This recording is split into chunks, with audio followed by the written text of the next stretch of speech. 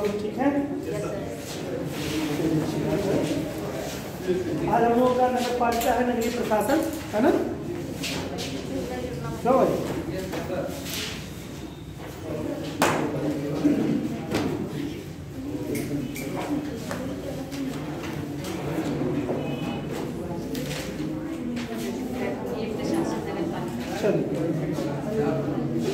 चलिए चलिए बच्चों, जल्दी फटाफट चलिए, बात नहीं म्यूनसिपल गवर्नमेंट के बारे में आज हम लोग बात करेंगे और नगर पालिकाएं भी म्यूनसिपल के लिए, ठीक है। चलिए आगे। भारत में नगरीय प्रशासन की व्यवस्था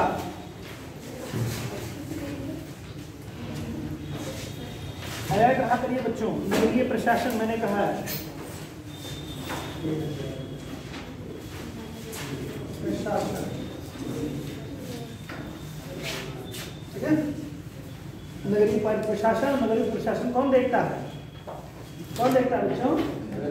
नगर पालिका। ग्रामीण प्रशासन कौन देखता है? ग्राम पंचायत, ठीक।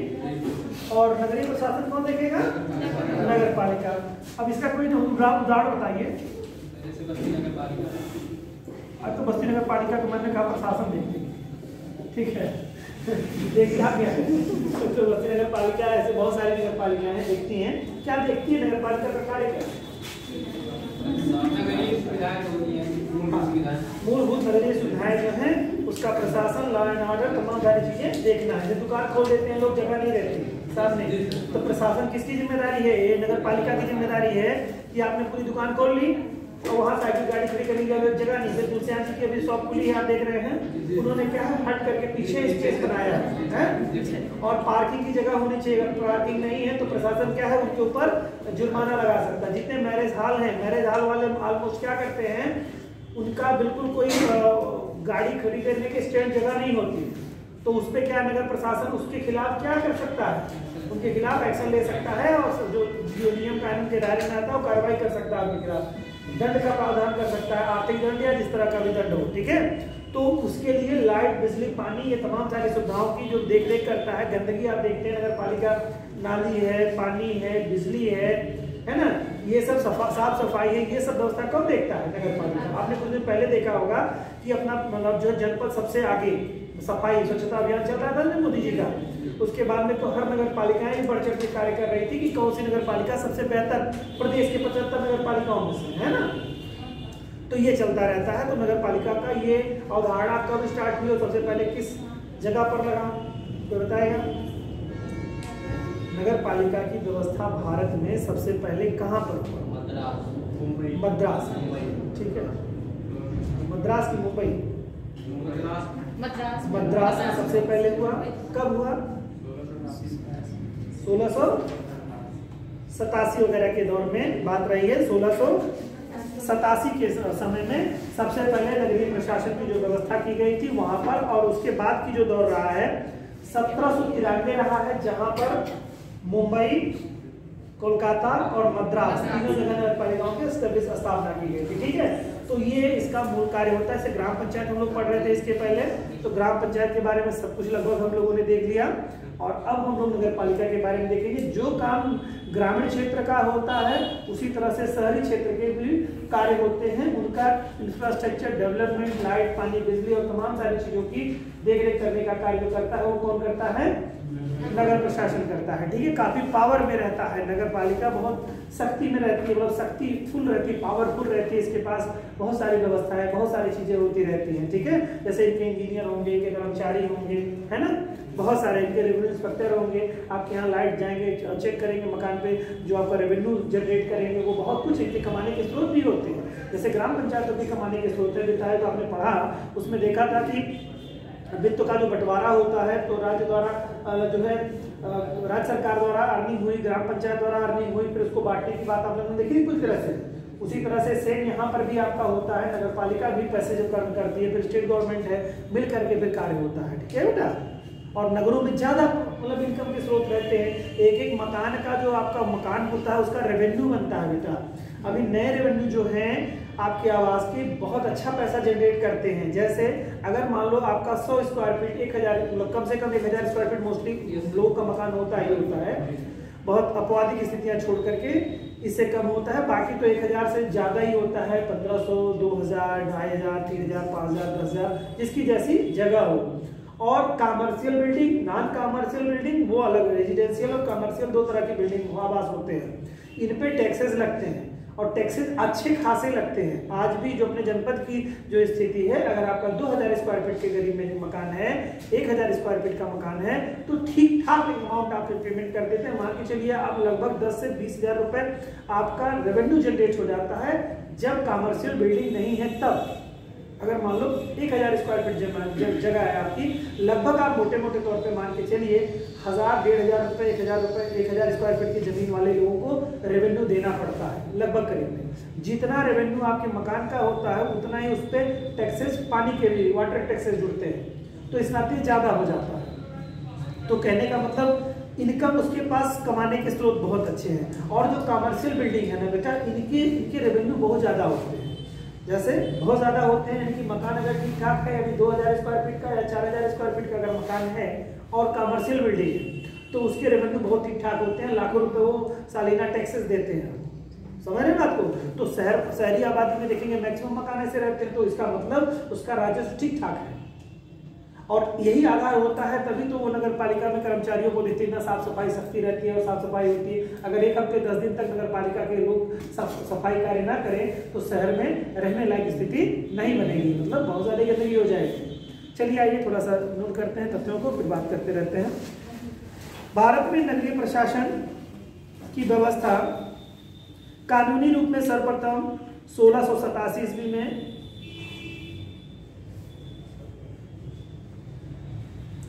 1687 ईस्वी में ब्रिटिश सरकार द्वारा मद्रास शहर के लिए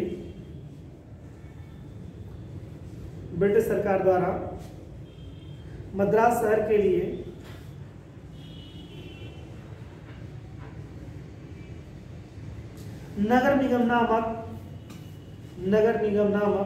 स्थानीय संस्था की स्थापना की गई।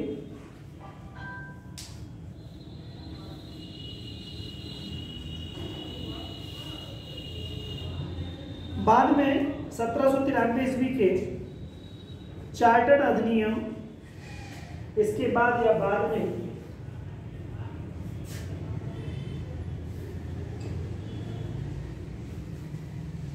1793 के चार्टर्ड अधिनियम के अधीन मद्रास, कलकत्ता तथा बंबई के तीन महानगरों में नगर निगम की स्थापना की गई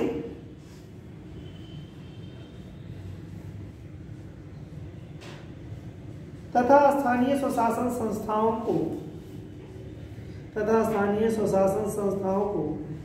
वैधानिक अधिकार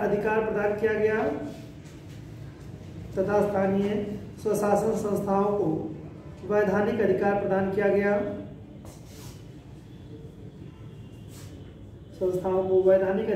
किया गया भारत सरकार अधिनियम 1919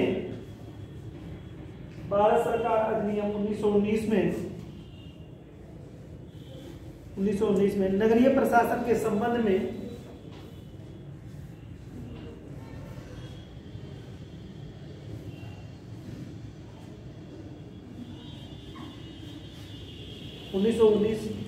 नगरीय प्रशासन के संबंध में स्पष्ट प्रावधान किए गए।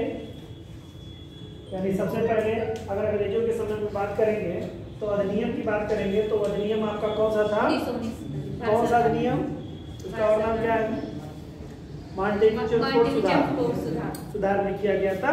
नगरीय प्रशासन स्पष्ट प्रावधान किए गए।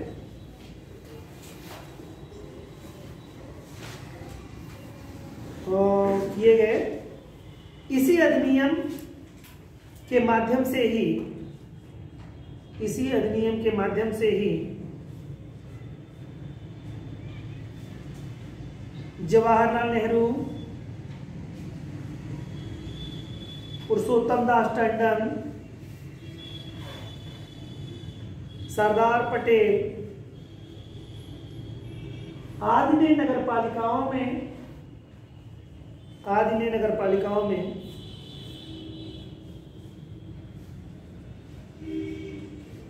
प्रवेश किया था।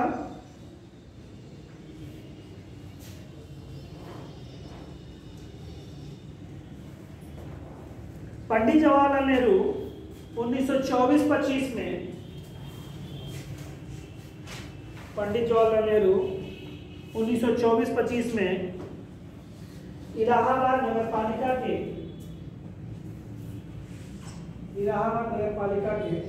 अध्यक्ष चुने गए थे। इलाहाबाद नगर पालिका के अध्यक्ष चुने गए थे। ये थोड़ा हिस्ट्री थी, कहानी थी, हाँ? कि ये एक माध्यम था। कुछ राजनेता हमारे जो रहे वो राजनीति में प्रवेश किए थे, तो कैसे नगर पालिका के माध्यम से, ना कि वो एमएलए एमपी के चुनाव के माध्यम से नहीं गए थे।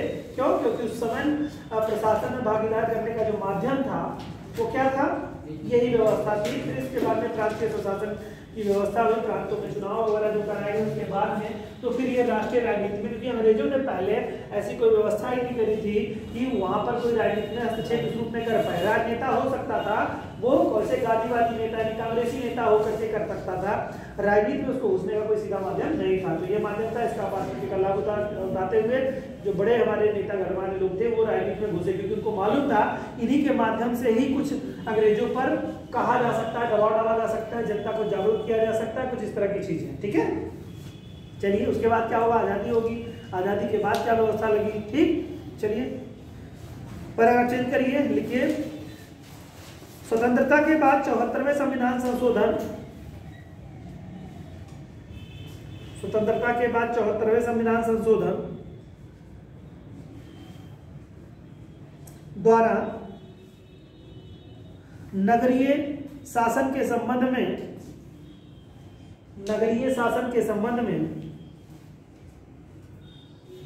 संवैधानिक प्रावधान किए गए। नगरीय शासन के संबंध में संवैधानिक प्रावधान किए गए।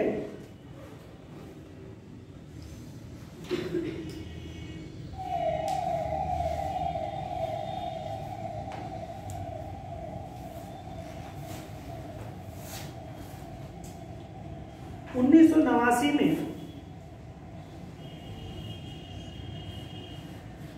नवासी में नगरीय प्रशासन संबंधी प्रावधान के लिए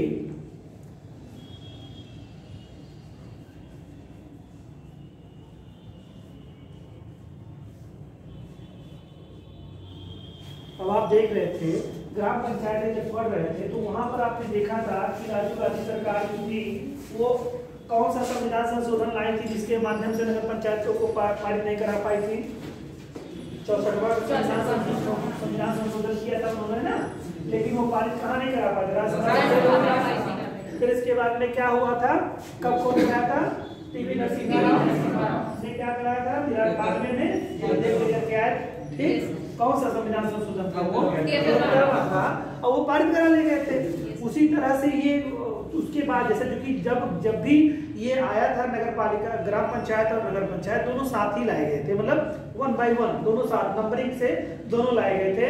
तो जो आपका 64वां संविधान संशोधन था वो ग्राम पंचायतों के लिए था, और 65वां जो संविधान संशोधन था वो किसके लिए था, नगर पालिका के लिए था। ठीक, तो दोनों पारित नहीं हो पाया था, उनका फेल हो गया था वहां पे। तो उसी को ही जब किया जाएगा तो वो उस समय 74वां संविधान संशोधन जो रहेगा वो किसके लिए था, ग्राम पंचायत के लिए था।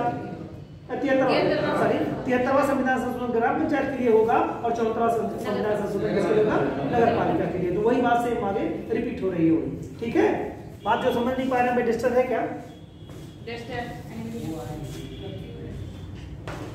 चलो कोई बात नहीं है, काम चला लेते हैं ऐसे। ठीक, कोई बात नहीं है।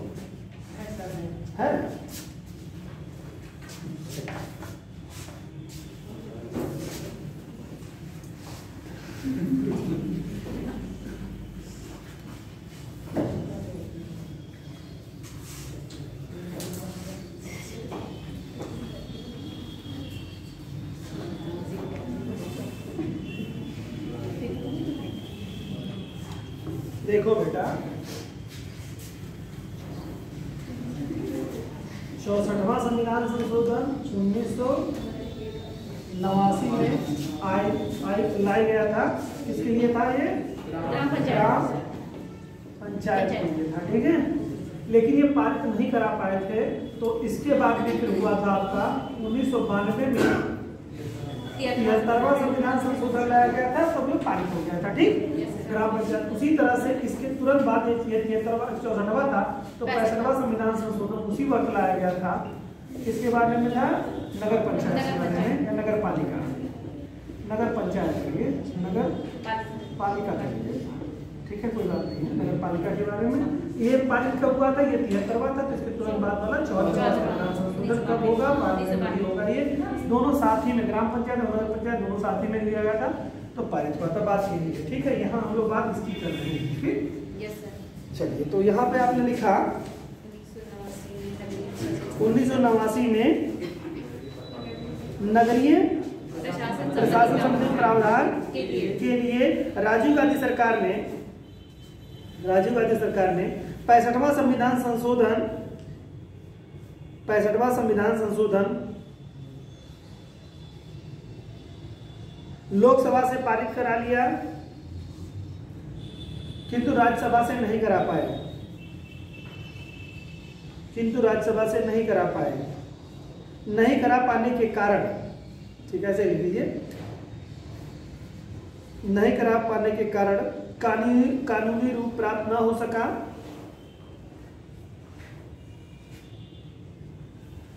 न प्राप्त कराने के कारण कानूनी रूप प्राप्त नहीं हो सका।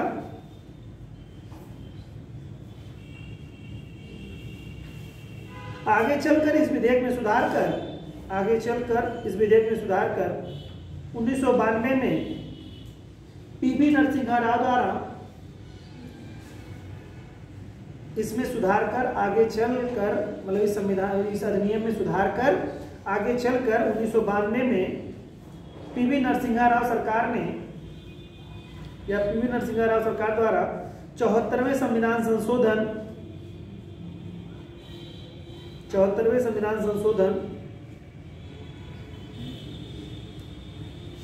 विधेयक 1992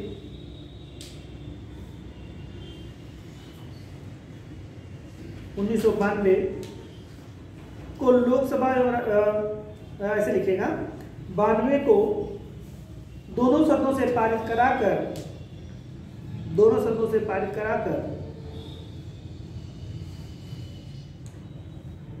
20 अप्रैल 1993 को राष्ट्रपति की स्वीकृति प्रदान करा ली गई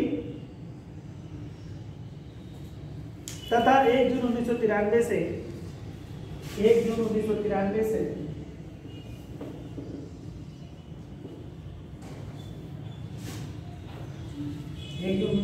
से क्या हो गया दोस्तों? लागू हो गया, ठीक है। 1 जून 1993 से लागू कर दिया गया।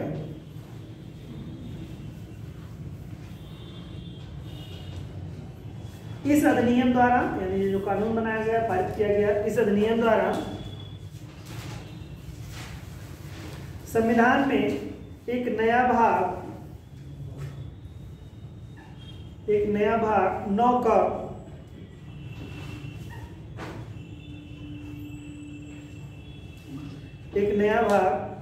का तथा अनुच्छेद 243 त से या 6 तक 243 तक 243 तक से अनुच्छेद 243 या 6 तक कुल 18 नए अनुच्छेद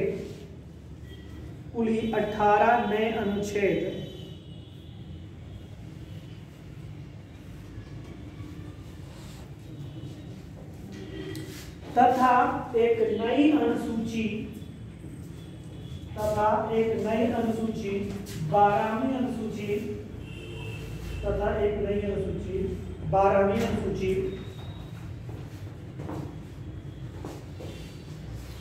जोड़कर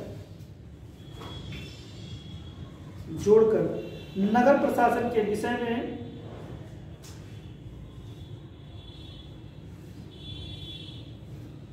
विस्तृत प्रावधान किया गया।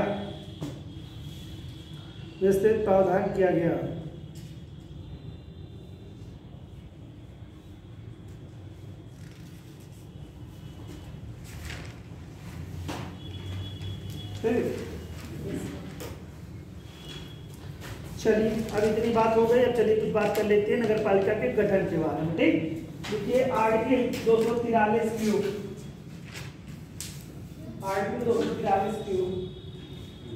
ये क्या कहता है, नगर पालिका का गठन के बारे में बात करता है। ये नगर पालिकाओं के गठन के बारे में। चलिए इसमें लिखिए, प्रत्येक राज्य में नगर पंचायत,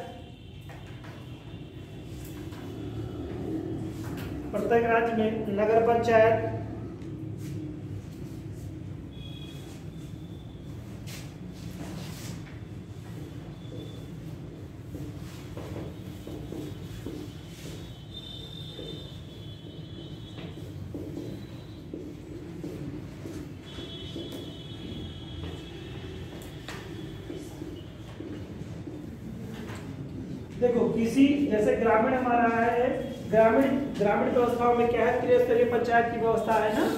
क्या है दोस्तों, वहां पर ग्राम सभा है, ग्राम पंचायत जिसे कहते हैं, ग्राम पंचायत, क्षेत्र पंचायत और जिला पंचायत। ठीक है, जिला पंचायत। ठीक है, ये 3 व्यवस्था है बेटा। ये ग्रामीण स्तर पर है, जो कि हमारा किया गया था किसमें, कौन से संविधान संशोधन के तहत, 73वें संविधान संशोधन के तहत, 73वें संविधान संशोधन 92 में। ठीक, और नगरीय प्रशासन में जो किया गया, जैसे ग्रामीण क्षेत्रों में देखिए 3 स्तर होता है। ग्राम सभा होती है जनसंख्या के आधार पर है, फिर इसके बाद में क्या होता है, क्षेत्र पंचायत होती है, और फिर इसके बाद जिला पंचायत होती है। जिला पंचायत पूरे जिले को कवर करती है। जैसे आप उसको संरचना समझते हैं ना, ये बता दिया मैंने अच्छी तरीके से। इसी तरह से शहरी क्षेत्र में भी त्रिस्तरीय पंचायत की व्यवस्था है। ठीक है, त्रिस्तरीय पालिका, पंचायत या पालिका जो भी कह रहे हैं, त्रिस्तरीय व्यवस्था यहाँ पर है।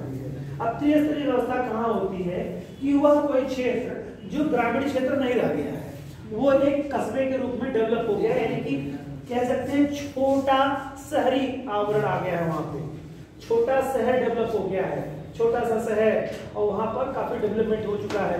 वो क्या हो जाएगा, वो पहली स्थिति होगी शहरीकरण की। तो जो शहरीकरण की पहली स्थिति होगी, वहां पर बनेगी क्या, वहां पर लोगों का आवागमन ज्यादा बढ़ेगा, लोग आना जाना शुरू करेंगे। जैसे मान लो कोई गल्ला बेचने जाता है, कोई और मार्केट करने जाता है। अक्सर आप लोगों ने देखा होगा, आप आसपास के क्षेत्रों में ले लीजिए, जैसे रुधौली का, जो क्षेत्र के रहने वाले, तो रुधौली की बात कर लेता हूं मैं, जो इधर क्षेत्र के रहने वाले हरैया की बात कर लेता हूं मैं, और कोई क्षेत्र ले लीजिए तो गाय घाट आप ले लीजिए, कलवारी ले लीजिए। इस तरह के जो क्षेत्र, शहरी क्षेत्र होते हैं, वो क्या हो जाते हैं, धीरे धीरे काफी डेवलप अपने आप को कर लेते हैं। और डेवलप हो जाने के बाद में वहां ग्रामीण जैसी कोई संरचना नहीं रह जाती है। तो ग्रामीण जैसी संरचना नहीं रह जाएगी, यानी वहाँ ग्राम पंचायत का चुनाव नहीं होगा, उस क्षेत्र का कोई प्रधान नहीं होगा, तो वहाँ शुरुआती शहरीकरण हुआ है, इस नाते वहाँ पर एस्टेब्लिश होगा क्या, नगर पंचायत का गठन किया जाएगा। वहाँ पर नगर पंचायत का गठन होगा। ठीक, उसके बाद का जो शहरी क्षेत्र होगा, जो कि काफी एक बड़ा शहर जैसा विकसित हो जाएगा, तो वहाँ पर होगा नगर पालिका परिषद। एज लाइक बस्ती में आप अपने शहर में क्या देखते हैं कि नगर पालिका परिषद यहाँ पर है, नगर पालिका अध्यक्ष का चुनाव होता है ना हमारे। और जब कोई शहर मेट्रोपॉलिटन सिटी हो जाता है, बहुत बड़ा शहर हो जाता है, जैसे गोरखपुर हो गया, लखनऊ हो गया, कानपुर हो गया, गाजियाबाद हो गया, मतलब एक्सेट्रा बहुत सारे शहर आप उसको देख सकते हैं जो बड़े शहर है।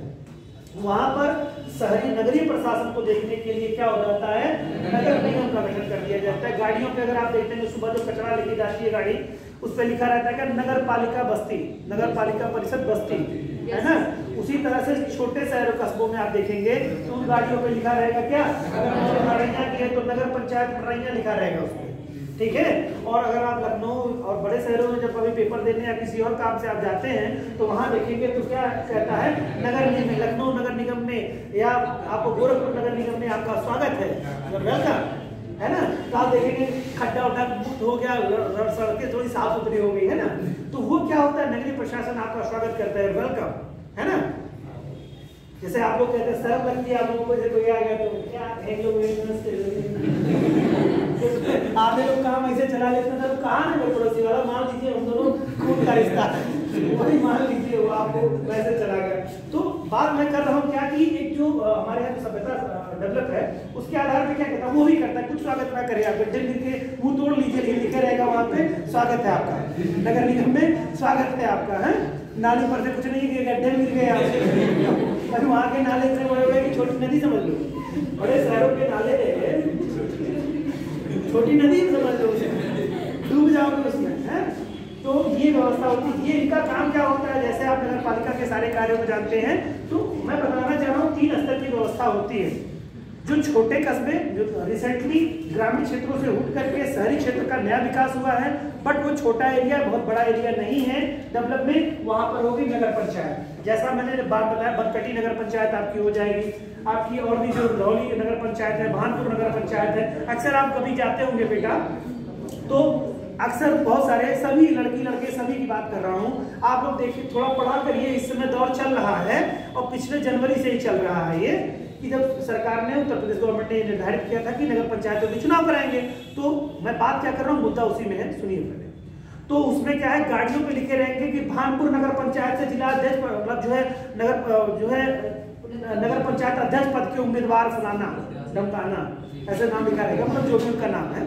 उसी तरह से तो इस समय दौर चल रहा है, तो हर क्षेत्र का दिखाई देगा, रौली का भी आपको दिखाई देगा, भागपुर का मिल जाएंगे, कोई और हरैया के मिल जाएंगे, कोई और मिलेंगे। ये वही नगर पंचायत वाले लोग हैं, यही वाले जो शुरुआती दौर में नया शहरीकरण हो रहा है, ठीक। और जब हमारा जो जनपद हमारा किस श्रेणी में है, अब इसमें शहरों की तरह से कहिए शहरीकरण की 3 कैटेगरी बनी है बेटा, शहरीकरण की 3 कैटेगरी है। एक बिल्कुल नया नया जो शहर बनता है छोटा सा, और एक जनपद के अंतर्गत कई सारे ऐसे नगर पंचायतें हो सकती हैं, एक किसी भी जनपद में कई छोटी नगर पंचायतें होती हैं, ठीक है। तो नगर पंचायतें जो होंगी, तो आप उसको समझ गए कहानी कि वो नया नया शहरीकरण हुआ है। इसके बाद की स्थिति में अगर देखेंगे तो नगर पालिका, जो कि हर लगभग जैसे 75 जनपदों में, सभी जनपदों में है, जहां पर नगर निगम नहीं है, तो इसका मतलब उस हर शहर में, हर शहर के मुख्यालय पर काम होता है, जो जनपद होता है, जनपद में जो साफ सफाई या मेंटेनेंस का जो रखरखाव का कार्य देखते हैं, वो नगर पालिका 75 नगर पालिका परिषद होगी ही होगी। अगर वो नगर निगम नहीं हुआ है, तो जो मेट्रोपॉलिटन सिटी होगा वहां पर नगर पालिका नगर निगम हो चुकी होगी, ठीक। और प्रत्येक नगर निगम में और नगर पंचायत में बहुत सारी नगर पंचायतें रहती हैं। अब जनपद जितना बड़ा है आपका, उस हिसाब से आपका हो जाएगा, ठीक है। तो ये जो चीजें थी आपको, ये संरचना के बारे में, गठन के बारे में ये बात कर लेते हैं। मेट्रोपॉलिटन सिटी वही मैं बोल रहा हूँ बेटा, जहाँ जनसंख्या 10 लाख से ज्यादा की हो गई है ना, वो महानगर हो जाएगा, वहां पर यही नगर निगम हो जाएंगे। तो जो बड़े बड़े जनपदों के नाम ले रहा हूँ मैं, जनपद बड़े मतलब इतना बड़ा नहीं, वो पॉपुलेशन के लिहाज से, जनसंख्या के लिहाज से जो बड़ा जनपद हो, ठीक है। कभी के दौर में आप लोग जब वृद्ध होंगे, तब तक बस्ती भी आपका क्या हो जाएगा, नगर निगम हो ही जाएगा, है। क्यों, कितने साल तक जिएंगे आप लोग?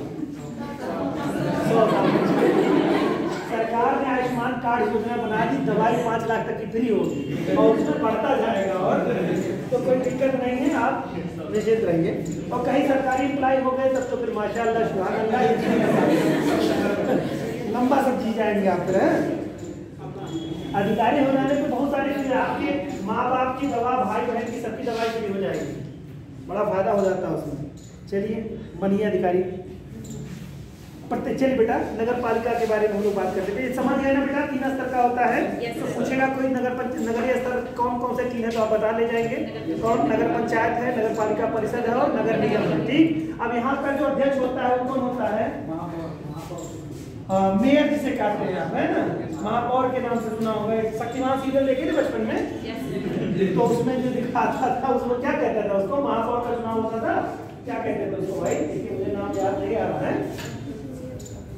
तो मतलब वहां पे महापौर होते हैं, ठीक। लखनऊ वगैरह में महापौर के चुनाव होते हैं, अपने यहाँ क्या होते हैं, अध्यक्ष, है, नगर पालिका अध्यक्ष होते हैं, ठीक। और यहाँ पर भी वही चलता है, अध्यक्ष ही चलते हैं। हाँ वही है, चेयरमैन अध्यक्ष वही उठना है यार, चेयरमैन, ठीक है, चेयरमैन की चुनाव कर रहे हैं, दोनों के कवर कर लेंगे, ठीक है, बहुत अच्छा, बढ़िया, आप लोग वो जानकार हैं। प्रत्येक राज्य में भाई अधिकारी है तो जानकार नहीं रहे, काम कैसे चलेगा, है? लेकिन क्वेश्चन आंसर के जब जवाब देते हैं तो 3, 4, 5 के अलावा कोई नाम नहीं दिखाई देता, तब कहाँ भाग जाते हो? कितने लोग रहते हैं इसमें? तो 90% तो नहीं रहते हैं, एक आध लोग तो हेलीकॉप्टर 60 की तरह आते हैं, जैसे करंट टाइप के लोग अपने टाइप के लोग हैं, और बाकी लोग तो दुनिया से कोई मतलब नहीं, कोई कुछ भी करे, हमसे कोई फर्क नहीं पड़ता। इतने लोग आए करके चले गए, आप ही का क्या बचा। कुछ लोग ऐसे प्रवृत्ति वाले भी हैं, तो वो लोग कृपया करके ऐसा ना करें, मेहनत करें, ठीक। देखिए 2 चीजें हैं, किसी चीज में शामिल होना आपकी जागरूकता को बताता है, लेकिन सक्सेस वही बताता है, उस फील्ड में सक्सेस वही बताता है जो उसमें बढ़ चढ़ के हो, कोई भी किसी भी क्षेत्र में। जैसे मान लो आप नेतागिरी कर रहे हो, तो नेतागिरी कुर्ता पाए लेने में नाम लिखा लेने थोड़ा नेता फलाना, अब उसमें बढ़ चढ़ के काम करोगे तब हो जाओगे। अब विद्यार्थी में नाम लिखा लियो अपना, यूपीएससी के विद्यार्थी हो, आज भी मुख्यमंत्री योजना के तहत जो प्लानिंग चल रही है, अब उसमें बढ़ चढ़ के नहीं रहोगे, कोई मतलब ही नहीं है, उसमें बढ़ चढ़ के रहो। कहने का मतलब है जो पढ़ाई के नाम निकाल दिया कि पढ़ना है, या तो पढ़ाई छोड़, क्या करो? अब यही ना मैसेज कर देना था, कॉपी पेस्ट करके सर कह रहे थे पढ़ाई छोड़ दो, आगे पीछे देखा ही नहीं, मतलब या तो पढ़ाई छोड़ दो या तो पढ़ लो, 2 में से एक काम कर लो। कुछ लोग रहते हैं रोज दिन भर मतलब यही प्लान करते रहते हैं, पढ़े कि ना पढ़े, और आप कई सालों से यही कर रहे हैं, पढ़े कि छोड़ दे। नहीं तो 2 में से एक काम करो, पढ़ना है तो पढ़ लो, और साथ में जो भी प्रश्नों के जवाब हो एक रट डालो, और रोज टास्क बनाओ, 50 क्वेश्चन 30 क्वेश्चन का, ज्यादा नहीं। मैं तरीका बता दे रहा हूँ सफल होने के लिए। जो थोड़े से कमजोर लोग हैं, वो मानते नहीं है, लेकिन है वो कमजोर, वो खुद महसूस करते हैं, समाज में नहीं कहते, मैं उनके लिए व्यक्तिगत बता रहा हूँ। तो वो ये क्या काम करें, 30 क्वेश्चन 20 क्वेश्चन का टास्क बना ले, हर सब्जेक्ट में 10-10 क्वेश्चन का, 5 क्वेश्चन का। अगर मान लो हर सब्जेक्ट में नहीं वो ध्यान दे पाते तो कोई एक विषय उठा ले 30 क्वेश्चन का, और 30 क्वेश्चन इतनी बार पढ़ डालें कि मतलब उनको रात में भी कोई सोते हुए पूछे तो बता ले जाए। आप 30-30 20-20 10-10 क्वेश्चन रोज टास्क बना लीजिए बच्चों। अगर 4-5 महीने आपने ये काम कर दिया तो आपको लगेगा कि मुझे कुछ आता है, और तब आप बातचीत करने की स्थिति में होंगे। होता क्या है कि आदमी अपनी चीजों को छुपाते छुपाते आगे बढ़ जाता है और दौर बदल जाता है, कुछ नहीं उसको आता। तो ये अपने अंदर एक सिद्धांत करिए कि 10 क्वेश्चन है, विधिवत तरीके से उसको पढ़ डालिए, और 10 जब अगर विधिवत आपको तैयार होगा, विधिवत का मीन्स यहाँ पर है, उसमें उसको पटक मारना नहीं है, मतलब उसको दिमाग में अपने रख लेना है उठा पटक करते हुए कि आपको कॉन्सेप्ट उसमें क्लियर हो जाए। और जैसे 10-10 क्वेश्चन करते हुए जाएंगे तो 10 दिन में 100 क्वेश्चन हो जाएगा। 10 ही करो, देखने में तो संख्या बहुत कम लगती है, टास्क आदमी बहुत ज्यादा बना, 10-10 प्रश्न करो आप, और 10-10 प्रश्नों को कर लोगे तो बहुत ज्यादा प्रश्न हो जाएंगे 10 दिनों में। 300 प्रश्न अगर आपने ढंग से पढ़ करके तैयार कर लिया तो बहुत बड़ी संख्या होती है। बिल्कुल जो कुछ नहीं करते उनके लिए मैं कह रहा हूँ, और जो लोग थोड़ा कुछ करते हैं, आप देखिए यूपीएससी की तैयारी करता है, जो बच्चा सफल होता है, आप लोगों को जो चीजें मिले ना उनको विधिवत और सिस्टमेटिक अगर मिल जाए तो फिर तो समझ लो कि उसमें तो बहुत अच्छा है। मान लो अगर हम आपको कोई चीज पढ़ा रहे हैं, मान लो नगर पालिका पढ़ा रहे हैं, और नगर पालिका पढ़ा रहे हैं, नगर पंचायत आपने इसके पढ़े, ग्राम पंचायत पढ़ा, अगर ये सिस्टमेटिक मिल जाए तो बेटा समझ लो उससे बेहतर कोई चीज नहीं। ये मैं किसी भी सब्जेक्ट को लेकर के कह रहा हूँ, और कहीं भी आप कुछ कर रहे हो, अगर आप किसी टॉपिक को पढ़ रहे हैं और विधिवत आपने उसको तैयार कर लिया, जितना आपको मतलब एक आवश्यकता आपको तैयार करना चाहिए, आत्मविश्वास इतना ज्यादा लेवरेज हो जाएगा ना बेटा, तो हमेशा हर फील्ड को आप जीत जाओगे। आत्मविश्वास बार बार कहा जाता है, अगर आपसे 2-3 लोग आपको, आप लड़ाई की बात कर लो, अगर लड़े और 2-3 लोगों ने आपको हरा दिया तो आत्मविश्वास गिर जाता है, और आप इत्तेफाक से लोगों से जीतते चले गए तो चौथे को अपने आप गिरा दोगे निश्चित तौर से। तो इसी तरह से कोई परीक्षा के प्रश्न पत्र होते हैं, जब 4 प्रश्न पत्र बहुत अच्छे से हो जाते हैं, 5वां आत्मविश्वास के साथ आपका कॉन्फिडेंस आपको बोलता है और आप कर ले जाते हो, और ऑलमोस्ट वो सही ही हो जाता है। जानते जो हमारा सबकॉन्शियस माइंड है वो अगर प्रिपेयर हो गया तो फिर समझ लो कि सब कुछ हो जाएगा। तो हमारा कहने का बस आशय यही है कि आप उसको बढ़ चढ़ के करें। मेरा ये नहीं है कहीं भी करिए, कुछ भी करिए, लेकिन उसमें बढ़ चढ़ के करिए, तब आत्मविश्वास आएगा, अन्यथा आत्मविश्वास नहीं आता। आत्मविश्वास किसी का भी हो सकता है, विद्यार्थियों के लिए आत्मविश्वास में होना बहुत ज्यादा जरूरी है। और प्रश्नों को अगर पूरे समूल निष्कर्ष कर, इसी नाते आप देखिए कोई भी किताब आप लिए होंगे या चैप्टर जब कंप्लीट होता है उसके पीछे क्या दे देते हैं, सारे जो बुक्स वाले हैं प्रश्न दे देते हैं ना, और कहते हैं इसको साल। उसका पीछे का मोटिव क्या होता है, पहले पढ़ो फिर उसका साल करो। लेकिन हम क्या करते हैं, किताब नहीं पढ़ते, वही साल करना शुरू कर देते हैं, पहले आ जाते हैं, यही तो करते हैं हम। तो उसमें क्या इतना इंटरेस्ट नहीं आता है। आपका नियम तरीका यही है पढ़ने का कि पहले आप उसको कॉन्सेप्ट को पढ़िए डिटेल में, डिटेल के बाद प्रश्नों को करिए और प्रश्न कैसे पूछ रहा है ये आपका माइंड ओपन करेगा कि प्रश्न में कहां से क्या पूछेगा। तो इस नाते सारी चीजें अगर आप लोगों ने कुछ ईमानदारी पूर्वक पढ़ा होगा तो आर्टिकल 127 128 सुप्रीम कोर्ट में पढ़ा है, अनुच्छेद 127 128 कोई बताएगा 127 में क्या है? वेरी गुड, बहुत बढ़िया। किसकी? हाँ, उनकी उपस्थिति कहाँ उपस्थिति? चाय पे?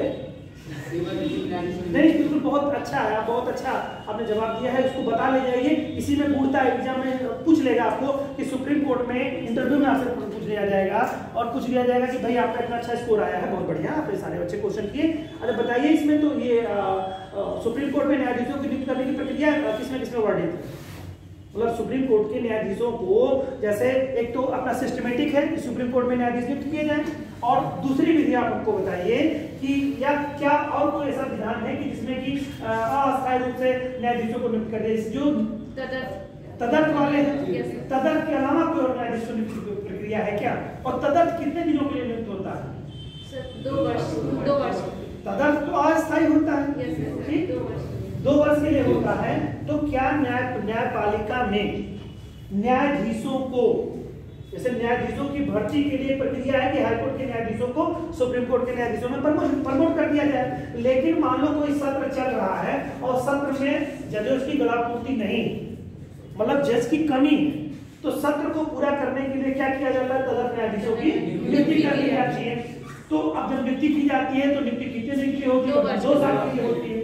तो क्या तदर्थ न्यायाधीश और ये जो न्यायाधीश आपने अभी बताया जो सेवानिवृत्त न्यायाधीश हैं, इनको नियुक्त करने की एक ही विधि है, एक ही प्रक्रिया है? नहीं। क्या ये जो आपने बताया जो दूसरे न्यायाधीश जो हैं, जो सेवानिवृत्त न्यायाधीश हैं, इनका क्या सिस्टम? अगर आपने प्रश्न डिटेल देखा होता तो आपको जवाब मिलता। सब कुछ यहाँ नहीं पता मिलता क्योंकि समय कम रहता है, टास्क भी रहता है कि सारी चीजें जिसे हम लोग बात कर रहे हैं। तो मैं आपको बता दे रहा हूँ, अनुच्छेद 127 जो आपका कहता है बच्चों, वो क्या कहता है? तदर्थ न्यायाधीश। सुप्रीम कोर्ट में ही केवल तदर्थ न्यायाधीश नियुक्त किए जाते हैं, आप जान लीजिए हाई कोर्ट में। ये व्यवस्था कहाँ से ली गई है ये बताओ? फ्रांस के संविधान से ली गई। चलो इतनी बात हो गई। तो तदर्थ न्यायाधीश नियुक्त क्यों किए जाते हैं? क्यों? क्योंकि जैसे हमारे यहाँ शीतकालीन सत्र होता है, ग्रीष्मकालीन सत्र होता है, न्यायपालिका में शीतकालीन ग्रीष्मकालीन सत्र होता है, जैसे हमारे यहाँ बजट सत्र है, मानसून सत्र है, और कौन सा सत्र है? ग्रीष्मकालीन है, मानसून सत्र, ग्रीष्मकालीन नहीं मानसून सत्र कहा जाता है उसको, और क्या शरदकालीन है, शीतकालीन है, और बजट सत्र। ये 3 तरह के अपने व्यवस्था है, ठीक। तो अब इस तरह से न्यायपालिका में भी ग्रीष्मकालीन और जो है शीतकालीन सत्र, वहां छुट्टी के बाद में नया सत्र चलता है। जब वहां पर जजेस की गड़ापूर्ति नहीं रहती है बेटा, तब वहां पर व्यवस्था की जाती है तदर्थ न्यायाधीशों की नियुक्ति के लिए। क्यों? क्योंकि वो काम पूरा किया जा सके। जैसे अभ्योदय में 3 क्लास टीचर नहीं होंगे तो वैकल्पिक रखना पड़ेगा किसी को, है ना? वही है, उनको न्यायपालिका का कार्य बाधित न हो साथ रखा जाता है। ये बात कही गई तदर्थ न्यायाधीशों के लिए। लेकिन अगर तदर्थ न्यायाधीश नहीं नियुक्त करने की व्यवस्था है या नहीं करना चाहते हैं, तब एक व्यवस्था दी गई, आर्टिकल 128 कहा गया है, अनुच्छेद 128। उसमें ये कहा गया है कि, और बताइए तदर्थ न्यायाधीशों की नियुक्ति कौन करता है? अच्छा, यही तो बारी बात है। सभी न्यायाधीशों की नियुक्ति राष्ट्रपति करते हैं, हाई कोर्ट और सुप्रीम कोर्ट के, लेकिन तदर्थ न्यायाधीशों की नियुक्ति वो नहीं करते। उनसे परमिशन लेता है कौन? Chief justice. सीजेआई नियुक्त करता है राष्ट्रपति से परमिशन से, ठीक। इसके अलावा जब मान लो तदर्थ न्यायाधीश नियुक्त किया जा रहा है तो राष्ट्रपति वाला मुख्य न्यायाधीश को एक पावर दी गई है कि वह राष्ट्रपति से परमिशन ले करके जो सेवानिवृत्त हाई कोर्ट या सुप्रीम कोर्ट के न्यायाधीश हैं उनसे क्या करें? उनसे रिक्वेस्ट कह सकता है या कह सकता है कि उनसे कंसल्ट करे और कहे कि साहब आप हमारे यहाँ आइए और जो न्यायपालिका के कार्य है उसको संपादित करने में आप हमको सहयोग दीजिए, ठीक है। तो वो देखिए, वो उसके लिए फिर जिस न्यायाधीश से बात करेंगे वो अगर सहमत है, जैसे उसमें इस कंडीशन में उसको सहमत होना ना सहमत होना उस न्यायाधीश पर है, जो सेवानिवृत्त न्यायाधीश है। अगर वो सेवा देना चाहता है तो सेवा दे, नहीं देना चाहता है तो ना दे। ठीक है, यानी कि जो रिटायर्ड जज हैं उनको भी सुप्रीम कोर्ट का न्यायाधीश बनाया जा सकता है, ये विधान कहता है आर्टिकल 128।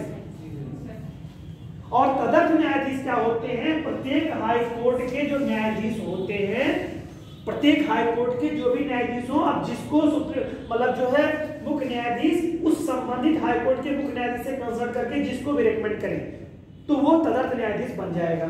तदर्थ न्यायाधीश बाध्य है, तदर्थ न्यायाधीश बाध्य है उस कार्य को करने के लिए, लेकिन ये बाध्य नहीं है। तो कह सकता है आपको एग्जाम में जब पूर्णता में प्रश्न पूछेगा और इंटरव्यू में जब पूछ लेंगे तो यहाँ से भी चीजें आपसे उठ करके आ सकती हैं। तदर्थ न्यायाधीश के लिए वो कंपलसरी है कि भाई उनको कहा गया, मान लो कोई व्यक्ति 55 साल का है, न्यायाधीश है हाई कोर्ट का, और उसको सुप्रीम कोर्ट का बना दिया गया क्या? तदर्थ न्यायाधीश, तो 2 साल रहेगा। उसमें कंडीशन रख दी गई है, क्या कर दी गई कंडीशन रख दी? 127 में बात बता दी गई है। जब ये सब पढ़े रहते तो आपको तुरंत समझ में आता, आपने पढ़ा है उम्मीद है समझ रहे होंगे आप लोग।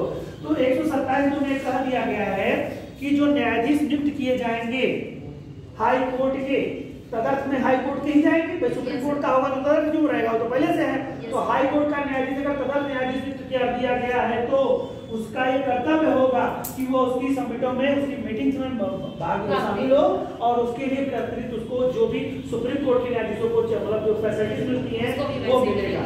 समझ रहे बात को? तो जब आप पढ़े रहेंगे बेटा तब तुलनात्मक कर पाएंगे और तभी आप किसी के सवालों के जवाब दे पाएंगे या प्रश्नों के जवाब दे पाएंगे।